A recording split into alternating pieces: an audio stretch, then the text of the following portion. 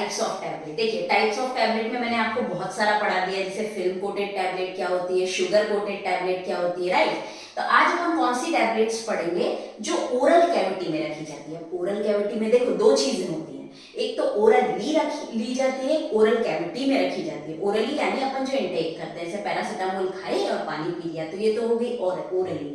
तो पैरासीटामोल जब हमने ली और पानी लिया तो अंदर जाके क्या होगा, वो डिसइंटीग्रेट हो जाएगी यानी छोटे छोटे पार्टिकल्स में टूट जाएगी। जबकि ओरल कैविटी यानी ओरल कैविटी हमारी जो मुंह के अंदर स्वेलो करने की बात नहीं कर रही हूं मैं, ठीक है, केवल मुंह के अंदर रखने वाली जो टैबलेट्स हैं उनको बोला जाता है ओरल कैविटी में। अब ओरल कैविटी, राइट। तो अब देखिएगा ओरल कैविटी में यदि मैं रखती हूँ यानी मेरे मुंह के अंदर कहीं भी प्लेस करती हूँ, सपोज करो टंग के नीचे रख दी मैंने, या फिर गाल और ये अपने दांत का जो नीचे गम पोर्शन होता है उसके बीच में रख दी, तो क्या मैं स्वेलो कर रही हूँ क्या? तो स्वेलो तो नहीं कर रही हूँ इसको। तो यदि मैं इसको स्वेलो नहीं कर रही हूँ, इसका मतलब ये छोटे छोटे पार्ट्स में टूटेगी क्या? नहीं टूटेगी। तो वहां पे म्यूकस मेम्ब्रेन के थ्रू धीरे धीरे धीरे धीरे धीरे एब्जॉर्ब होती चली जाएगी, राइट। तो वो टूटेगी तो नहीं छोटे छोटे पार्ट में, तो क्या डिसइंटीग्रेशन होगा? छोटे छोटे पार्ट्स में टैबलेट के टूटने को ही क्या बोलते हैं? डिसइंटीग्रेशन। तो क्या डिसइंटीग्रेशन होगा? तो बिल्कुल नहीं होगा डिसइंटीग्रेशन, राइट। तो देखिएगा ओरल कैविटी, अब ओरल कैविटी में कौन कौन सी टाइप है ना, टैबलेट की कौन कौन सी जगह में ओरल कैविटी में अपनी टैबलेट रख सकती हूँ।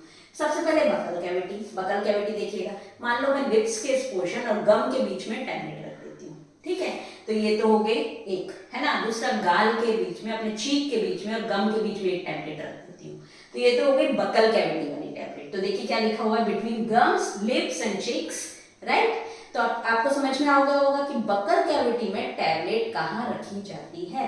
तो आप कौन सी ऐसी टैबलेट्स हैं जो बकल कैविटी में रखी जाती हैं, ठीक है, तो कौन सी? Steroidal tablets. अब आप केवल याद रखिए नाम, स्टीरॉयडल टैबलेट्स ही ज्यादातर रखी जाती हैं, ठीक है। अब स्टीरॉयड क्या होता है? स्टीरॉयडल क्यों बोला है इनको? क्योंकि कुछ ऐसी स्ट्रक्चर होती है स्टीरॉइड्स की, कभी आपको एग्जाम में आ भी जाए ना स्टीरॉयड की स्ट्रक्चर कैसी होती है तो आपको याद भी रह जाएगा, राइट। तो देखिएगा जो स्टीरॉयडल टैबलेट्स हैं वो क्या होते हैं, ज्यादातर स्टीरॉयड स्ट्रक्चर वाले जो होते हैं वो हार्मोन्स होते हैं। हार्मोन समझते हैं आप? हार्मोन्स हम जो नेचुरल हार्मोन्स हैं जैसे एसिटाइलकोलिन हुआ, नॉरएड्रेनालिन हुआ, लेकिन इसमें कौन से? टेस्टोस्टेरोन हुआ, एस्ट्रोजन हुआ, ये कौन से? रिप्रोडक्टिव सिस्टम में पाए जाने वाले हार्मोन है ना, रिप्रोडक्टिव सिस्टम में प्रेजेंट होते हैं। तो देखिए आपको यहाँ पे क्या क्या क्वेश्चन याद रखना है। आप बकल कैविटी में सुनिए, क्या क्या याद रखेंगे? क्या डिसइंटीग्रेटिंग एजेंट की जरूरत होगी बकल कैविटी के लिए? नहीं होगी, ठीक है।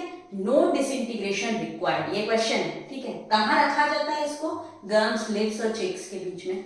कौन सी टैबलेट यूज की जाती है? स्टीरॉयडल टैबलेट्स यूज की जाती है। जैसे एग्जांपल टेस्टोस्टेरोन, स्टीरॉयडल और हार्मोन, दो नाम याद रखिए बस, स्टीरॉयड और हार्मोन, इसमें टेस्टोस्टेरोन और एस्ट्रोजन। अब सेकंड अपन पढ़ते हैं क्या? सबलिंगुअल, ठीक है।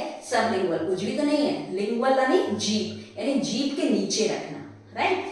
जीभ के नीचे रखने वाली टैबलेट्स को क्या बोला जाता है? सबलिंगुअल। इसमें ज्यादातर कौन सी टैबलेट का नाम आता है? तो ग्लिसराइल ट्राइनाइट्राइट।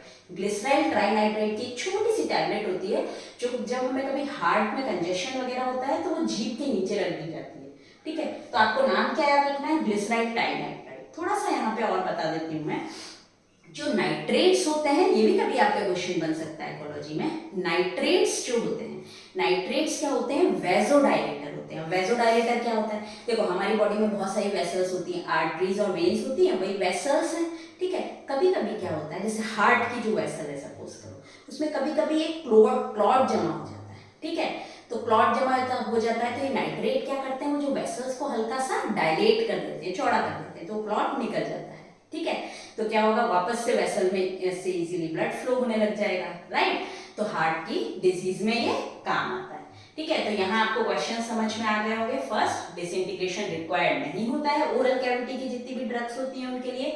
बकल कैविटी आपको समझ में आ गई होगी कि कहाँ रखे जाते हैं बकल कैविटी में टैबलेट्स? सबलिंगुअल यानी जीभ के नीचे। कुछ और एग्जाम्पल हैं इसके जो अपन पूरा ओरल कैविटी का अपन एक साथ देखेंगे, उसके बाद आगे पढ़ेंगे नेक्स्ट वीडियो में, राइट। कुछ ड्रग जो है ओरल कैविटी में यूज की जाती है, ये आपको इजीली नाम भी याद रह जाएंगे और आपको ये भी पता चल जाएगा अगर क्वेश्चन आता है इससे तो कि इसमें से ये किससे रिलेटेड है, क्योंकि बहुत इजी है। देखो लॉजेंजेस तो आपको याद रह जाएगा, स्ट्रेप्सिल्स जो अपन च्यूई करते हैं, ठीक है, तो वो किस में यूज होता है, कफ में यूज होता है, ठीक है, तो आपको लॉजेंजेस तो याद रह जाएगा कि कफ और थ्रोट इन्फेक्शन में यूज होता है, बस यही याद रखना है। ट्रॉचेस, ट्रॉचेस बस याद रखिएगा, ये भी कुछ लॉजेंजेस जैसा ही होता है जो कि थ्रोट और कफ इन्फेक्शन में यूज होता है। अब देखिए लॉजेंजेस आ जाएगा तब तो आपको याद रह जाएगा, बट ट्रॉचेस आ जाए तो भी आप याद रखिएगा कि ये किसमें यूज होता है, कफ और थ्रोट इन्फेक्शन में यूज होता है, राइट। थ्रोट इन्फेक्शन एक कैसा इन्फेक्शन है, एक लोकल इन्फेक्शन है, ठीक है ना, सिस्टमिक तो नहीं है, लोकल ही है।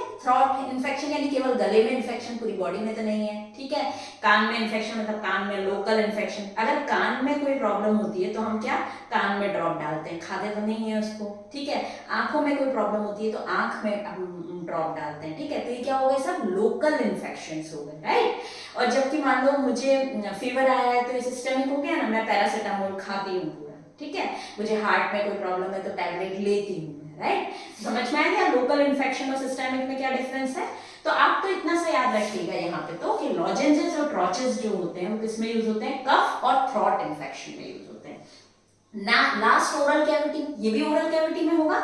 अगर लॉजेंजेस स्ट्रेप्सिल्स अपन क्या करते हैं, च्यूई करते हैं, है ना, धीरे धीरे म्यूकस मेम्ब्रेन के थ्रू टैबलेट जाती, टैबलेट धीरे धीरे म्यूकस मेम्ब्रेन के थ्रू हमारा एक्टिव इंग्रेडिएंट जाता जाएगा।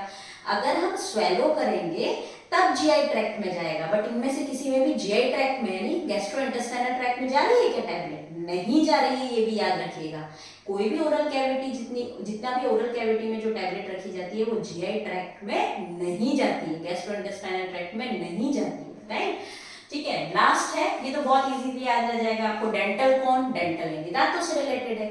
दांत को कभी कभी अपन उखड़वा के आते हैं ना, एक्सट्रैक्ट करवाते हैं, तो वहाँ पे क्या होता है, डेंटल कोन लगा दिया जाता है हीलिंग विलिंग करने के लिए, वुंड्स के लिए। तो इतना डिटेल पढ़ने की जरूरत नहीं है, सिर्फ इतना से याद रखिएगा डेंटल कौन, टीथ, डेंटल कौन जो है टीथ से रिलेटेड है, जब एक्सट्रैक्ट करते हैं तो वहाँ पे लगा दिया जाता है, राइट। तो लॉजेंजेस ट्रॉचेस भी आपको याद रह जाएगा और डेंटल कौन भी याद रह जाएगा, ठीक है। तो ओरल कैविटी की सारे जो टाइप्स है मैंने आपको बता दिए, ये जीआई ट्रैक्ट में नहीं जाता है, ये भी मैंने आपको बता दिया। अब आगे कुछ टाइप्स और हैं, मैं धीरे धीरे पूरा टैबलेट कवर करवाऊंगी, उसके बाद आगे का चैप्टर अपन कवर करेंगे। टैबलेट में जितने भी क्वेश्चंस आपके फार्मासिस्ट, डीआई या कॉम्पिटिटिव एग्जाम्स में बैठते चले जाते हैं वो मैं ज़्यादा से ज़्यादा कवर करवाती चली जाऊंगी, और डेफिनेटली आपको थ्योरी एग्जाम में भी इससे प्रॉफिट होगा, ठीक है। Thank you so much for watching this video.